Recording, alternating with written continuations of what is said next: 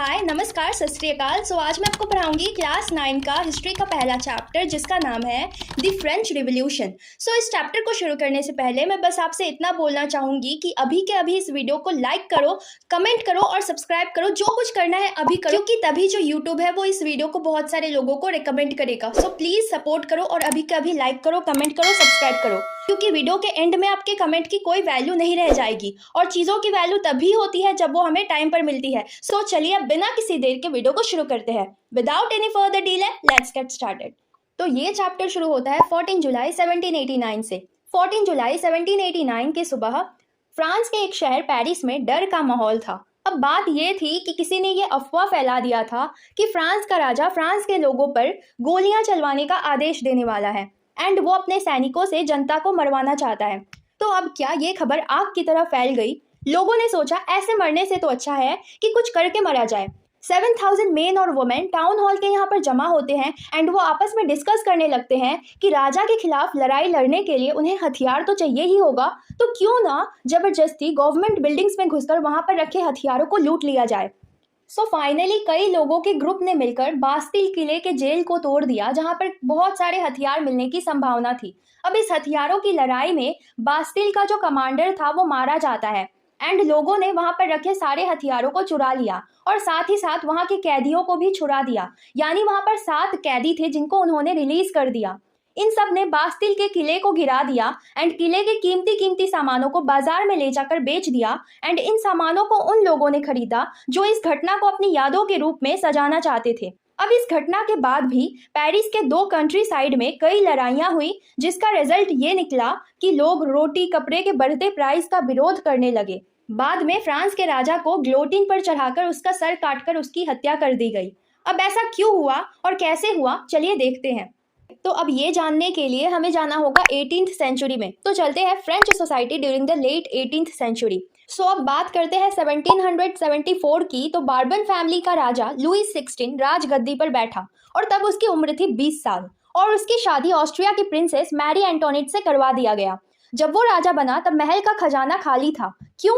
लंबे समय के युद्ध के कारण। अब वर्सेलिस के शान और शौकत को बनाए रखने के लिए, यानी वर्सेलिस के मेंटेनेंस के लिए राजा को पैसों की जरूरत तो थी ही, और तो और लुई 16 के शासनकाल में ब्रिटेन से अमेरिका के 13 कॉलोनीज को छुड़ाने में मदद की गई, जिसके कारण फ्रांस के ऊपर 1 बिलियन लिवरेस का कर्ज हो गया और 2 बिलियन लिवरेस का कर्ज पहले से ही था।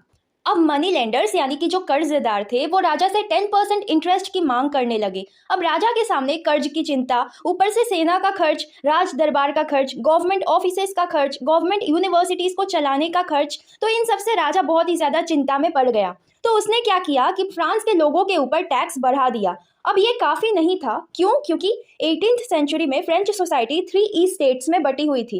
पहले ईस्ट स्टेट में क्लर्जी लोग आते थे, यानी वो लोग जो चर्च में काम किया करते थे। सेकंड ईस्ट स्टेट में नोबेलिटी यानी राजा और उसका परिवार आता था और थर्ड ईस्ट स्टेट में big businessman, merchants, court officials, lawyers, peasants, artisans, small peasants, landless labour, servants, ये सब आते थे।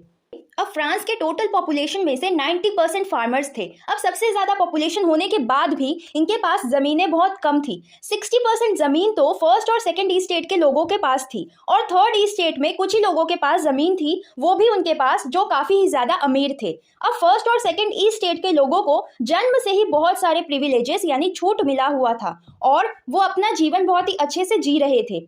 तो सबसे पहली छूट जो फर्स्ट और सेकंड ईस्ट स्टेट के लोगों को मिली हुई थी वो ये था कि उन्हें टैक्स नहीं देना पड़ता था। वहीं थर्ड ईस्ट स्टेट के लोगों को सारा टैक्स देना पड़ता था। जैसे कि जो टैक्स फार्मर्स चर्च को देते थे उसे तिथ कहा जाता था। अब ये जो तिथ होता था ये फसल का 10वां हिस्सा होता था और इसे धार्मिक टैक्स भी कहा जाता था। इसके अलावा डायरेक्ट टैक्स जिसे तैले कहते थे वो भी देना पड़ता था। और तो और राजा ने रोज के यूज में आने वाली चीजों पर जैसे कि सॉल्ट और टोबैको हो गया, इन सभी चीजों पर भी टैक्स लगा रखा था। तो इस तरह से राजा ने सारे टैक्स थर्ड ईस्ट स्टेट के लोगों पर डाल दिया था और उनसे जबरदस्ती टैक्स वसूला करता था। 1715 में फ्रांस की पॉपुलेशन 2.3 करोड़ थी, वहीं 1789 में वो इंक्रीज होकर 2.8 करोड़ हो गई थी। पॉपुलेशन कंटिन्यूअसली इंक्रीज हो रहा था, जिसकी वजह से फूड का डिमांड भी इंक्रीज हो गया था। अब प्रोडक्शन तो उतना ही था, लेकिन बढ़ते पॉपुलेशन को भी ज्यादा फूड चाहिए था, इसलिए फ्रांस के लोग भूखे मरने लगे। उन्हें खाने के लिए स्ट्रगल करना पड़ता था। अब इसके चलते महंगाई और बढ़ गई। तो अमीर लोग थे वो और भी ज़्यादा अमीर हो गए, वहीं जो गरीब लोग थे वो और भी ज़्यादा गरीब हो गए। अब चीज़ें और भी ज़्यादा खराब हो जाती जब सूखा पड़ जाता और फसल बहुत ही कम होता, यानी हार्वेस्ट बहुत ही कम हो जाता। तो इसके वजह से सबसिस्टेंस क्राइसिस हो गया था। अब सबसिस्टेंस क्राइसिस क्या होता है? एक ऐसा सिचुएशन होता है जिसमें आपका जो बेसिक रिक्वायरमेंट्स है वो भी खतरे में आ जाता है, यानी कि आपको रोटी, कपड़ा, मकान, ये सारी बेसिक चीज़ें भी नहीं मिल पाती हैं। तो ऐसा सिचुएशन हो गया था फ्रांस में। अब ऐसा नहीं था कि लोगों ने इसके खिलाफ विरोध नहीं किया था, लोगों ने इसके खिलाफ विरोध किया था, बहुत बड़ा रिवॉल्ट किया था, लेकिन वो उतना इफेक्टिव नहीं हुआ था, क्योंकि तब लोगों के पास ना तो उतना पैसा था और ना ही एडुकेशन थी। ऐसे में उनकी बात सुनने वाला कोई नहीं था। अब जैसे जैसे टाइम बीतता गया, लोग एडुकेट होने लगे, उनकी इनकम बढ़ने लगी, वो नए आइडियाज लेकर आने लगे। देन उन लोगों को रियलाइज होने लगा कि हमारे साथ तो बहुत ही गलत हो रहा है। अब जो एडुकेटेड लोग थे उनका मानना था कि लोगों को अधिकार यानी राइट्स उनके जन्म के हिसाब से नहीं, बल्कि सोसाइटी में उनके योग्यता, उनकी काबिलियत के हिसाब से मिलना चाहिए। अब उस टाइम के दो फिलोसोफर्स, जॉन लॉकी और जीन जैक्वस रूसो, ये जो दो फिलोसोफर्स थे, इनका मानना था कि एक ऐसी सोसाइटी होनी चाहिए जहां सबको आज़ादी मिले, सबके लिए कानून एक हो और सरकार ऐसी होनी चाहिए जो जनता की बात सुने। इनफैक्ट जॉन लॉकी ने अपनी book two treatise of government में मोनार्की गवर्नमेंट का जमकर विरोध किया है। अब टैक्स तो बढ़ रखा था, ऊपर से महंगाई इतनी बढ़ गई थी कि लोगों को खाना नहीं मिल पा रहा था। फिर क्या था, लोग राजा से नाराज हो गए थे और इसकी वजह से रिवॉल्यूशन की शुरुआत हुई। तो जैसा कि हमने देखा कि लुईस 16 का खजाना खाली हो गया था और जो कर्जदार थे यानी मनी लेंडर्स थे, वो लोन पर 10% इंटरेस्ट की मांग कर रहे थे, तो राजा ने उसको पे करने के लिए, उसको चुकाने के लिए टैक्स बढ़ा दिया था। अब एंशियंट मोनार्की के अकॉर्डिंग कोई भी राजा अपनी मर्जी से टैक्स इंक्रीज नहीं कर सकता है। इसके लिए उसको ई स्टेट जनरल की मीटिंग बुलाकर न्यू टैक्स प्रपोजल के लिए मंजूरी लेनी पड़ती थी। अब आप लोग सोच रहे होंगे कि ई स्टेट जनरल होता क्या है।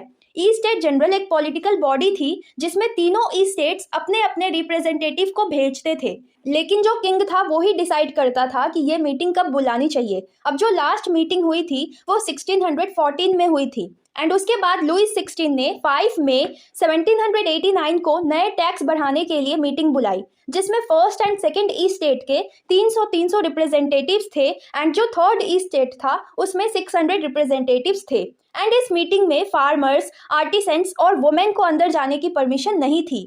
तो इन्होंने क्या किया कि 40,000 लेटर्स में अपनी अपनी डिमांड्स और शिकायत लिखकर असेंबली में भेज दिया। अब असेंबली के अकॉर्डिंग हर एक ई स्टेट को एक एक वोट डालने का अधिकार था, बट इस टाइम जो थर्ड ई स्टेट के लोग थे उनको ये मंजूर नहीं हुआ, क्योंकि वो चाहते थे कि पूरी की पूरी असेंबली वोटिंग करे, केवल 3 वोट्स पर फैसला नहीं होना चाहिए। लेकिन लुईस 16 को ये प्रपोजल, ये प्रस्ताव मंजूर नहीं था।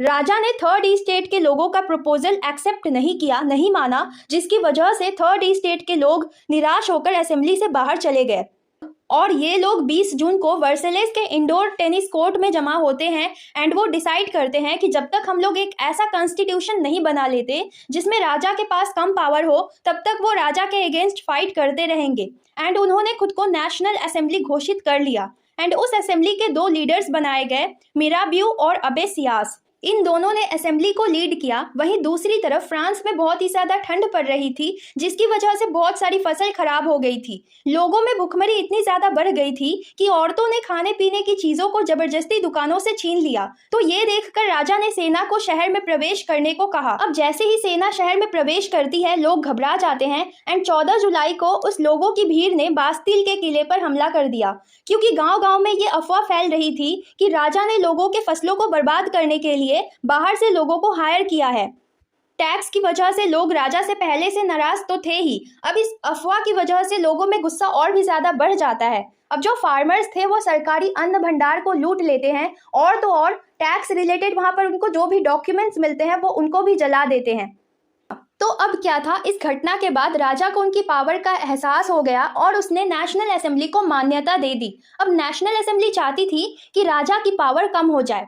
4 अगस्त 1789 की रात को नेशनल असेंबली एक ऑर्डर पास करती है एंड फर्स्ट ई स्टेट के लोगों को ऑर्डर करती है कि उन्होंने जो चर्च के नाम पर जमीनें ली हैं उनको वो वापस कर दें एंड चर्च में जो फसल का 10वां हिस्सा एज अ टैक्स दिया जाता था, यानी तिथ जिसे कहते थे, उसे बंद कर दिया जाए। तो इसकी वजह से गवर्नमेंट को 2 बिलियन लिवरे का फायदा हुआ।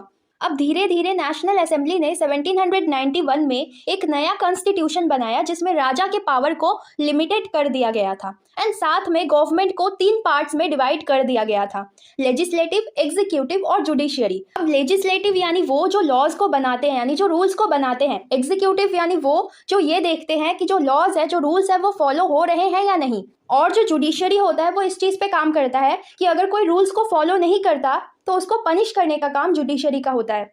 अब जो नया कॉन्स्टिट्यूशन था 1791 का, चलिए उसे देखते हैं। तो अब जो फ्रांस की टोटल पॉपुलेशन थी वो थी 28 मिलियन, जिसमें से 4 मिलियन वो लोग थे जो वोट कर सकते थे, जिन्हें एक्टिव सिटीजन्स कहा जाता था, जो मेल होते थे, जिनकी एज 25 ईयर्स से ज़्यादा होती थी और जो गवर्नमेंट को टैक्स देते थे। वहीं 3 मिलियन पैसिव सिटीजन्स होते थे जो वोट नहीं कर सकते थे, जिसमें चिल्ड्रेन, वुमेन और 25 ईयर्स के कम वाले आदमी आते थे और ये गवर्नमेंट को टैक्स नहीं देते थे। तो अब ये जो एक्टिव सिटीजन्स होते थे वो वोट देकर जज चुनते थे और साथ में वो वोट देकर 50,000 आदमियों का इलेक्टर्स चुनते थे। अब इन 50,000 इलेक्टर्स में से 745 लोग नेशनल असेंबली के मेंबर बनते थे। अब ये जो 745 मेंबर्स थे नेशनल असेंबली के, वो राजा को कंट्रोल करते थे और साथ ही साथ वो मिनिस्टर्स को कंट्रोल करते थे। अब राजा के पास केवल एक ही पावर था एंड वो था वीटो पावर, जिसका मतलब होता है कि राजा के मर्जी के बगैर कुछ नहीं होगा। तो इस कॉन्स्टिट्यूशन की वजह से लोगों को कई अधिकार मिले, जैसे कि right to life, freedom of speech, freedom of opinion, equality before law. अब जो राजा था उसने हाँ तो कर दिया था कि वो कॉन्स्टिट्यूशन को मान रहा है, लेकिन असल में वो नहीं चाहता था कि उसकी पावर कम हो। उसने अपने आसपास के देशों के साथ मिलकर सीक्रेट प्लान्स बनाए, लेकिन राजा और आसपास के देश कुछ कर पाते उससे पहले ही नेशनल असेंबली ने प्रूशिया और ऑस्ट्रिया के अगेंस्ट 1792 वॉर डिक्लेयर कर दिया, जिससे फ्रांस के यंग मेन आर्मी के अंदर भर्ती होने लगे, सभी देशभक्ति के गीत गाने लगे। इस वॉर में काफ़ी ज़्यादा लोग मारे गए थे और काफ़ी ज़्यादा मनी का भी लॉस हुआ था। तो 1791 में जो कॉन्स्टिट्यूशन बनाया गया था उसमें वेल्दी यानी रिचर सेक्शंस को ज़्यादा इम्पोर्टेंट माना गया था एंड जो गरीब थे, किसान थे, उनको कम इम्पोर्टेंस दिया गया था। तो अब लोगों ने अपनी आवाज़ सुनाने के लिए पॉलिटिकल क्लब्स बनाए, जहां अलग अलग विचारों के लोग अपने अपने विचार बताते हैं ताकि गवर्नमेंट उनकी बातों पर ध्यान दे और उनकी बातें सुनी जाए। अब ऐसा ही एक क्लब था जिसका नाम था जैकोबिन क्लब, जिसका लीडर था मैक्सिमिलियन रॉबिस्फेयर। अब इस क्लब के जो लोग थे वो दूसरों से खुद को अलग दिखाने के लिए नी ब्रीचेस नहीं पहनते थे, जिसकी वजह से उन्हें सैन क्लोथ्स भी कहा जाता था। अब इस क्लब के जो लोग थे उनकी अलग ही तरह की ड्रेस होती थी। तो जैकोबिन क्लब की पॉपुलैरिटी दिन पर दिन बढ़ती जा रही थी। वहीं दूसरी तरफ फ्रांस में सिचुएशन बिगड़ती जा रही थी। जब ब्रेड का प्राइस बढ़ने लगा तो महंगाई को देखकर जैकोबिन क्लब के लोगों ने प्लान बनाया और एक ऐसी योजना बनाई कि राजा के महल में घुसकर राजा को बंदी बना लिया जाए। अब 10 अगस्त को क्लब वालों ने टुलेरिस के महल पे धावा बोल दिया, जिसमें राजा के कई सैनिक मारे जाते हैं और राजा और उसके परिवार वालों को बंदी बना लिया जाता है, यानी उनको जेल में डाल दिया जाता है। अब राजा के ऊपर देशद्रोह का मुकदमा चल रहा था। उसके बाद ये डिक्लेयर किया जाता है कि आज से हर आदमी जिसकी उम्र 21 साल से ज्यादा होगी, यानी 21 ईयर्स से ज्यादा होगी, वो वोट कर सकता है, चाहे वो वेल्दी हो या ना हो, यानी चाहे वो अमीर हो या गरीब हो। और जो नई सरकार बनी थी वो नेशनल असेंबली को हटाकर कन्वेंशन कहलाने लगी। 21 सितंबर 1792 को मोनार्की सिस्टम का एंड हो जाता है और रिपब्लिक सिस्टम की शुरुआत होती है, यानी वोट डालने का सिस्टम शुरू होता है। अब फ्रांस एक रिपब्लिक कंट्री बन गया था और लुइस 16 जिसे बंदी बनाया गया था उसे राजद्रोह के अपराध में मौत की सजा सुनाई जाती है। 21 जनवरी 1793 प्लेस डी ला कॉन्कोर्ड में राजा को ग्लोटिन से सर काटकर उसको मार दिया जाता है। अब पावर में आ गया था मैक्सिमिलियन रॉबिस्फेयर। तो जब वो रूल करता है, यानी 1793 से 94 तक, उस पीरियड को रेन ऑफ टेरर कहा गया है।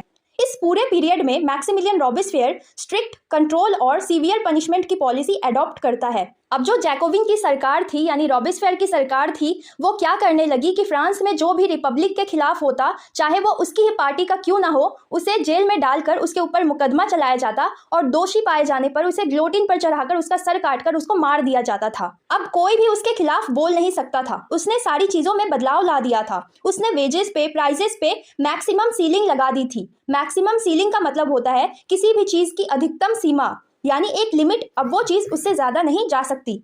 अब वेजेस पे, प्राइजेस पर उसने लिमिट लगा दिया था और कोई उस लिमिट को क्रॉस नहीं कर सकता, यानी आपको उतना ही वेजेस पे करना पड़ेगा और उतनी ही प्राइस में वो क्वांटिटी सेल करनी पड़ेगी। उसकी सरकार में सबको इक्वालिटी ब्रेड ही खाना पड़ेगा, यानी एक ऐसा लोफ जो होल व्हीट से बना होता है और किसी को भी एक्सपेंसिव व्हाइट व्हीट नहीं मिलेगी। मॉन्शियर और मैडम जैसे वर्ड यूज नहीं होंगे, सब लोग सिटीजन्स कहलाएंगे। इसके साथ साथ उसने चर्च की बिल्डिंग्स को कन्वर्ट कर दिया था ऑफिसेस में या बैरक्स में। अब उसके जो सपोर्टर्स थे वो ही उससे खुश नहीं थे, तो फाइनली 1794 को उसे अरेस्ट किया जाता है और अगले दिन उसे ग्लोटिंग पर चढ़ाकर उसका सर काटकर उसको मार दिया जाता है। तो अब यहाँ से जैकोबिन गवर्नमेंट का एंड होता है। जो वेल्दियर मिडिल क्लास के लोग थे वो फिर से पावर में आते हैं। वो एक अलग ही तरह का सिस्टम लेकर आते हैं। वो कहते हैं कि एक लेजिस्लेटिव काउंसिल भी होगी और जो डिसीजन मेकिंग बॉडी होगी उसमें 5 मेंबर्स होंगे, ताकि फिर से कोई एक मैक्सिमिलियन रॉबिस्फेयर ना आ जाए। लेकिन ज्यादातर टाइम लेजिस्लेटिव काउंसिल और डायरेक्टरी के बीच में ही लड़ाइयां हो जाती थी और जो डायरेक्टरी वाली गवर्नमेंट थी वो भी एक तरह से फेल हो जाती है और इसी का फायदा उठाता है नेपोलियन और वो पावर में आता है और यहाँ से फिर नेपोलियन रूल करता है। और फिर 1815 में नेपोलियन हार जाता है बैटल ऑफ वाटरलू में और फिर से कंजर्वेटिव्स पावर में आ जाते हैं। तो अब इस पूरी कहानी में अलग अलग सेक्शंस की बात करते हैं, उनका क्या हुआ। जैसे कि वोमेन ने एक्टिवली पार्टिसिपेट किया। जब मेल काम पे थे, वो लड़ाइयाँ लड़ रहे थे, कॉन्स्टिट्यूशन बना रहे थे, तब महिलाओं ने घर का मोर्चा संभाला। उनकी कंडीशन बुरी थी, वो चाहती थी कि जब हमारी सरकार बनेगी तो हमारी कंडीशन सुधर जाएगी। अब जो महिलाएं थी उन्होंने बहुत सारे पॉलिटिकल क्लब्स भी बनाए। फिर जब 1791 में कॉन्स्टिट्यूशन बनता है तो वहां पर rights of main and citizens की बात की जाती है, जिसकी वजह से जो वुमेन थी वो बहुत ही ज्यादा डिसअपॉइंट हो जाती है, क्योंकि वहां पर उनके राइट्स की बात कोई नहीं करता। उन्होंने अपनी स्ट्रगल को कंटिन्यू रखा। रिवोल्यूशनरी गवर्नमेंट के टाइम पर उनको थोड़ा रिलीफ मिला, क्योंकि उन्हें शिक्षा का अधिकार मिला, मैरिज अपनी मर्जी से कर सकती थी, डाइवोर्स भी दे सकती थी और उन्हें ट्रेनिंग भी दी जा रही थी।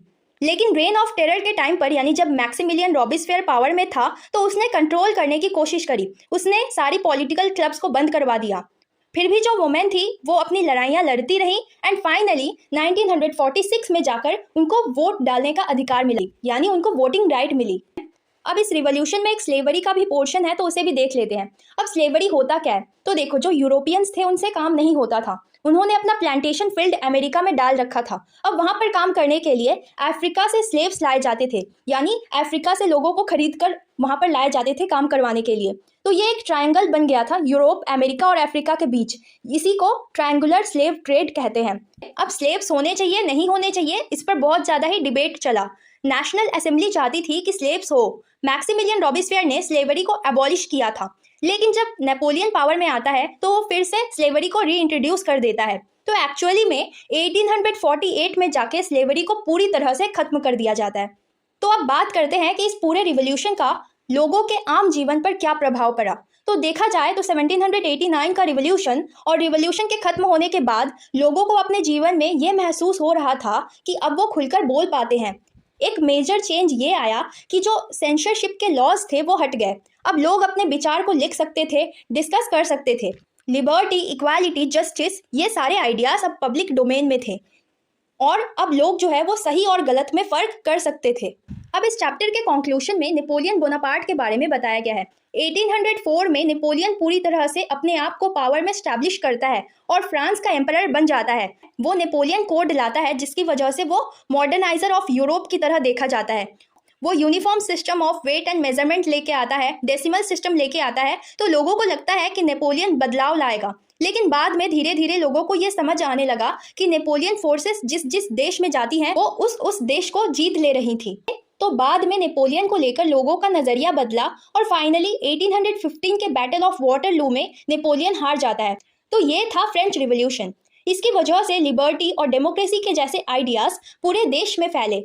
इंडिया में भी राजा राममोहन रॉय और टीपू सुल्तान वो लोग थे जिन्होंने इस आइडिया को बढ़ावा दिया।